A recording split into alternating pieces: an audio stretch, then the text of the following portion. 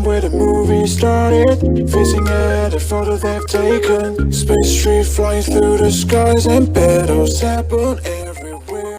Thanks for joining me, adult action figure collectors. I just received this in the mail, and it is from Amazon, and I have a good idea of what it is. It is likely something that I pre-ordered from them and forgot all about. And I believe this wasn't supposed to come to me until December. I think I saw a lot of people on Facebook saying that they were already charged for this on Amazon. And I was right. Here it is. Alpha Flight. So here's the box art. It's a nice box art right here. Got Puck, North Star, or whatever these guys' names are, the twins. This over here is Vindicator. I keep calling Guardian Vindicator, but I think she replaced, I guess, her husband. This is Aurora. This is North Star, Snowbird, and Shaman. This was my little cheat sheet, telling you all the names right here on the side.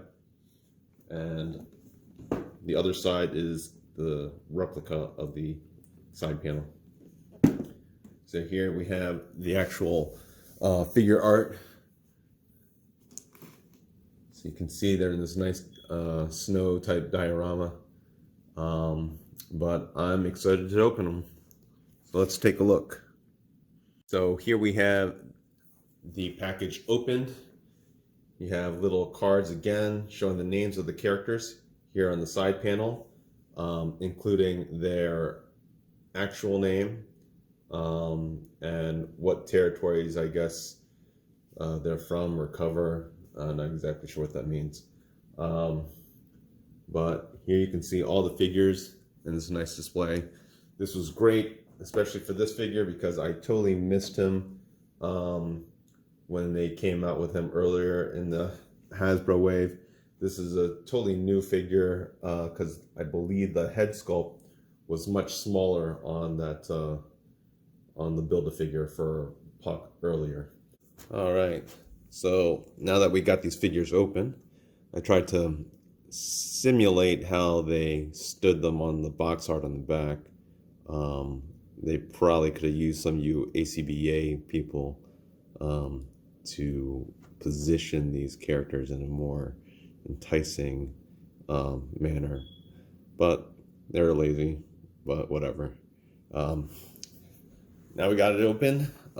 You can see these three ladies use the same body molds, typical female Hasbro Marvel Legends bodies, same hands and that you've seen before. It's just different stylized, different paints. Obviously, Snowbird has some unique features in terms of this little thing that she has over her head and her cape. She will be very difficult to stand because the cape is very heavy for her. I'm actually using a little coat hanger wire to help keep her standing. Overall, I'm pleased with the set. There are some paint apps issues, but it's Marvel Legends. This is expected by now. It shouldn't be just accepted, but it's expected. So why don't we go over this main guy here, since this is really the only new sculpt that we have in the whole line. So this is Puck. He is about half their size. This is the standard Bucky Cat mold, and this is that I believe that's the Sunfire mold. So it's that North Star uses, and it's the same body that Guardian over here has. So why don't we just put Guardian right there? But Puck is a new mold, and I have his head somewhere from the previous Build-A-Figure. It is maybe half the size of this head. So you can see this is on a standard ball peg. You can look up and down that much, up that much.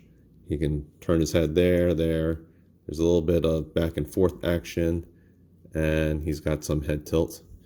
He's got single jointed socketed arms and can raise them up about 90 degrees. He can do a full 360 with his shoulders. His elbows are on a single hinge and can bend about 90 and swing it out like that.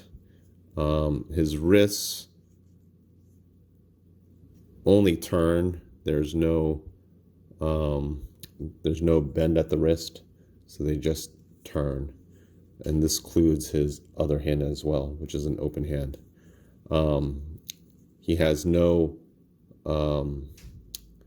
diaphragm articulation nor waist hip articulation. His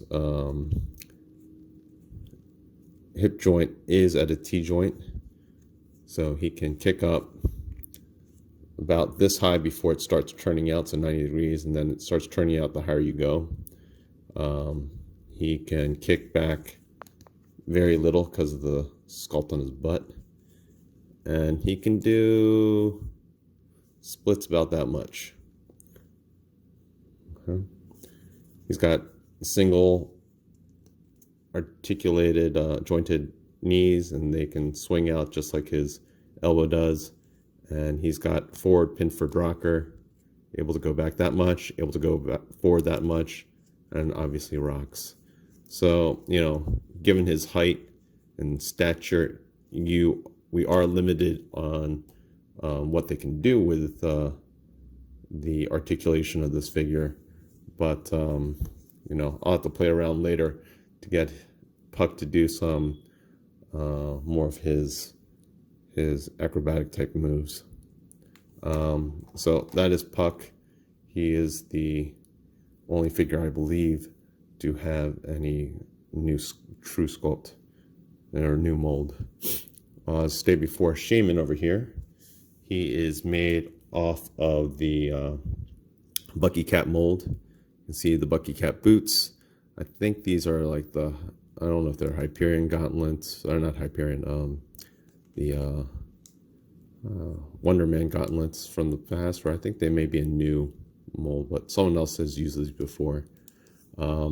This looks like the same kind of drape that Hawkeye used and those others, but looks maybe a little bit thinner. There's some sculpting on the belt as well, and hatches here, and then his pouch on the side, which is just sculpted, doesn't open. That is new as well. He definitely has some paint app issues. For the most part, he's made off of this green body, and they painted the yellow on top.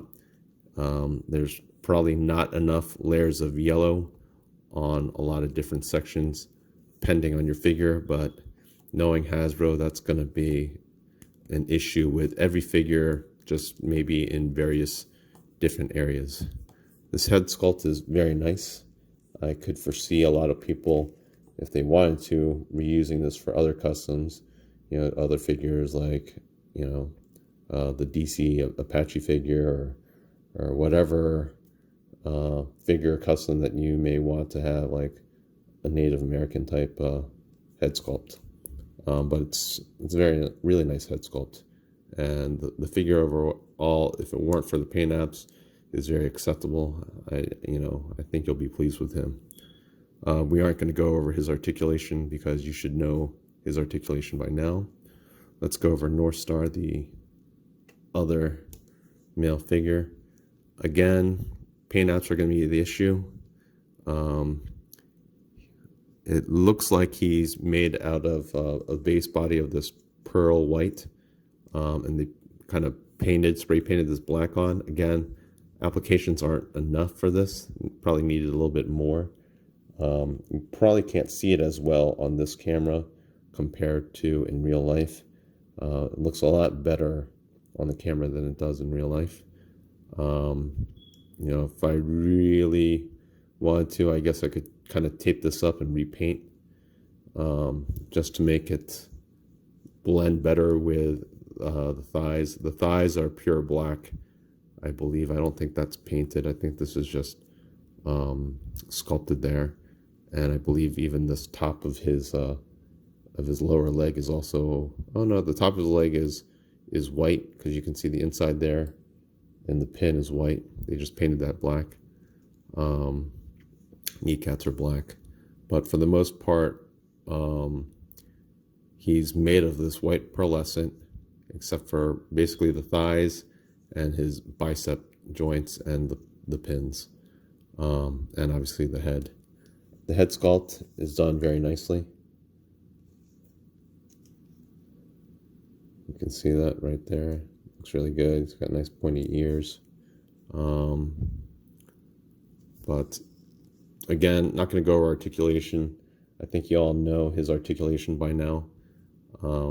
But he's an okay figure, but all these together are great as a set.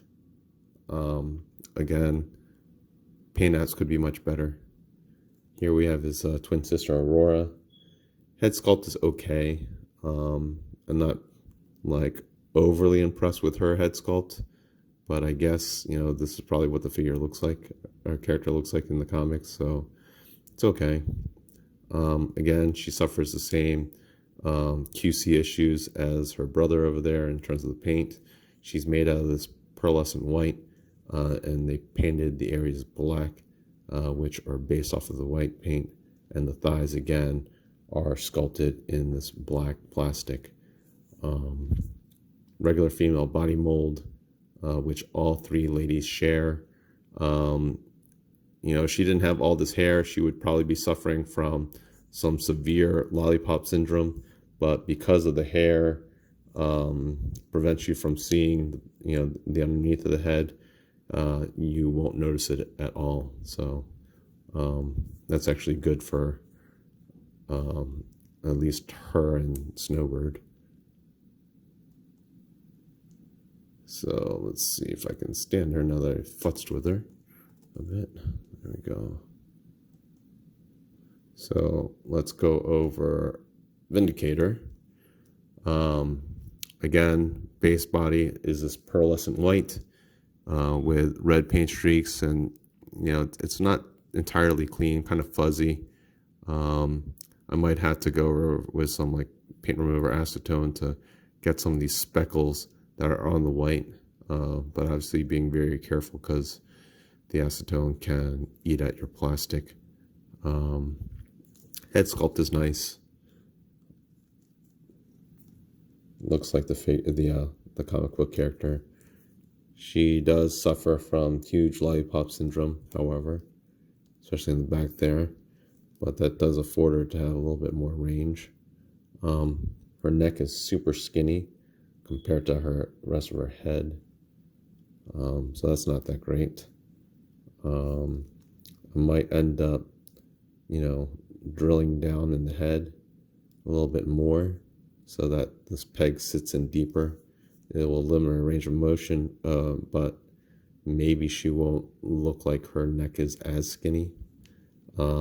She's got this ponytail, which is can twist all the way around, as just shown. So it's a nice way to kind of show motion when if you're doing a different photography or just poses. So that's nice. And again, not going to go over articulation because it is pretty standard.